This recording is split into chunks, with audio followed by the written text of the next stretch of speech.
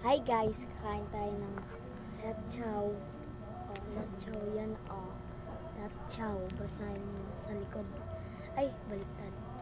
Lechao. Yan. Kainin na natin.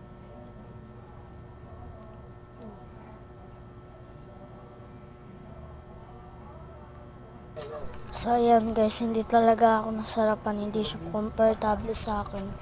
Sorry guys.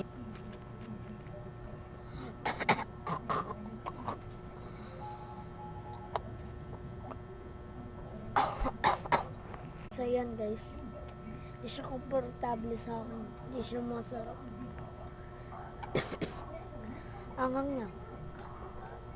Napakita ko, hindi ko sa inyo napakita yung pagkain ko ng jelly. Sorry. Sobrang anghang. Kain na lang tayo nito.